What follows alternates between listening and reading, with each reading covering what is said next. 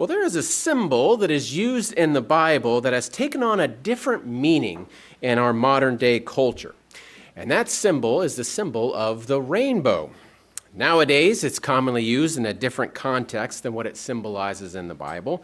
But I wanted to take a step back and investigate exactly the meaning behind what that symbol was used for in the Bible. Perhaps because of the changing nature of how it's used today, we might be hesitant to think about it or talk about it, but in the Bible, it has some very interesting symbolism. So let's head back to the very first major mention in the Bible and get an example that we're most familiar with, and that's back in Genesis chapter 9, if you want to turn back there. Genesis chapter 9.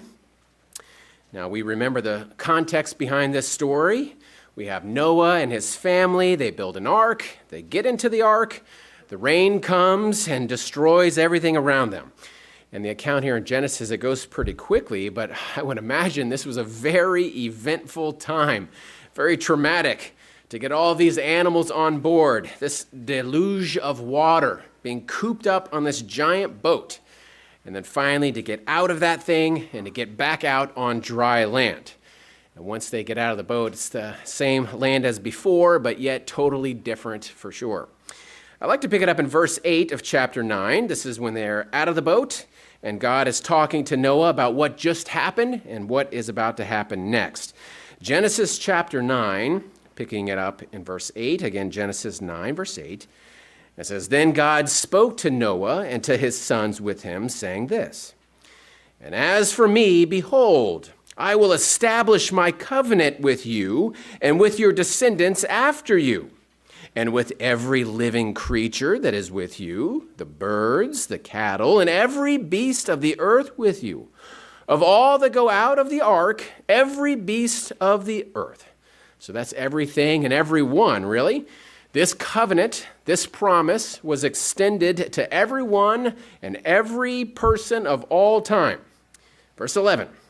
"Thus I will establish my covenant with you. Never again shall all flesh be cut off by the waters of the flood. Never again shall there be a flood to destroy the earth. And God said, 'This is the sign of the covenant which I make between me and you and every living creature that is with you for perpetual generations.'" So for all times. Verse 13. "I set my rainbow in the cloud, and it shall be for the sign of the covenant between me and the earth. It shall be, when I bring the cloud over the earth, that the rainbow shall be seen in the cloud. And I will remember my covenant, which is between me and you and every living creature of all the flesh.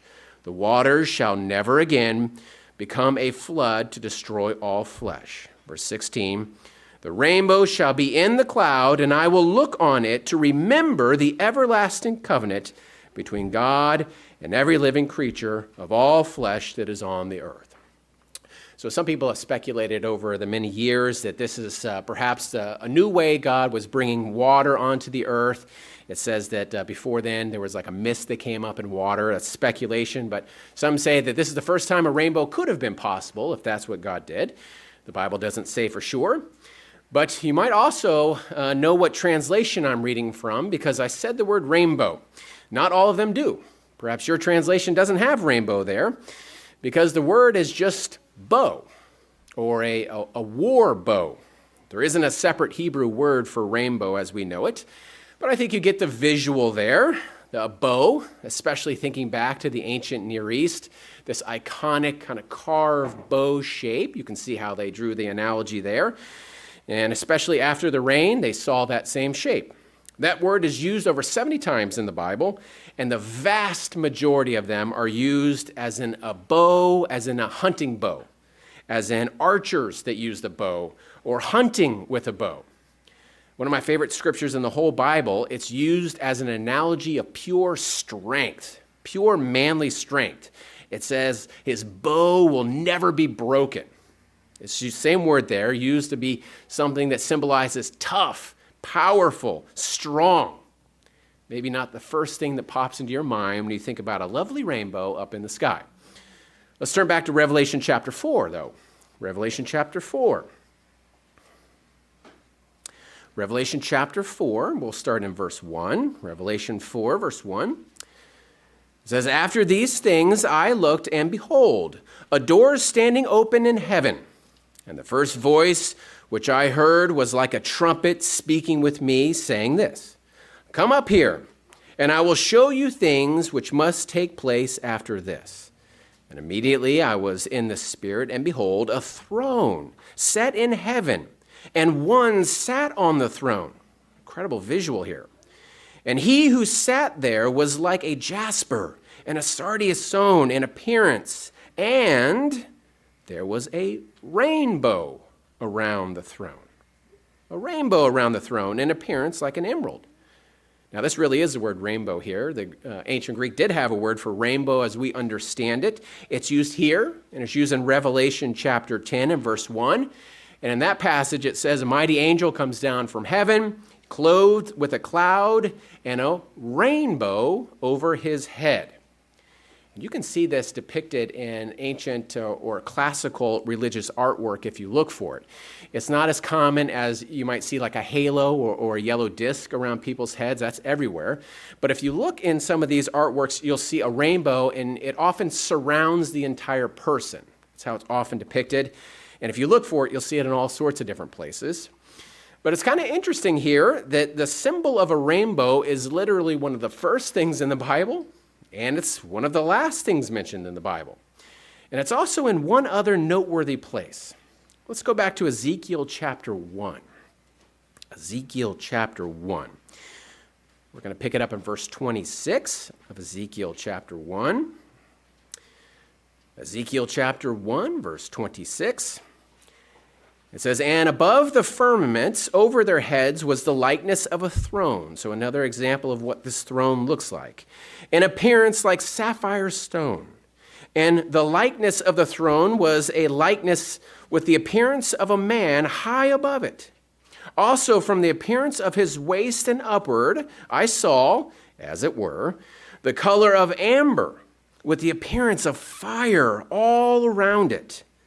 And from the appearance of his waist and downward I saw, as it were, the appearance of fire with brightness all around it." Incredible visual. And get this, verse 28.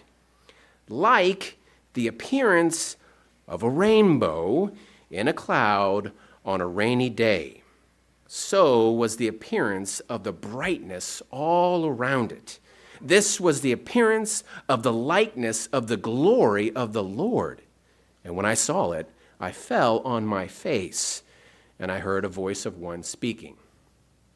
When we think about how a rainbow comes about in this physical world, you need two things to see it. You need water and you need light. The light refracts through the water droplets, and it splits into many different colors along the spectrum that we're able to see with our eyes. Because of how this works in our physical world, some commentaries have made a further connection about why a rainbow is used in the scriptures we just read, especially as it can relate to the symbolism around God's throne. It connects to God's light, his way of life, and God's Holy Spirit, often symbolized by water. So in that case, you have God's life, his way of life, refracting through his Holy Spirit, creating this beautiful visual. And if that connection holds up, it brings even more wonderful symbolism of this sign that is throughout the Bible.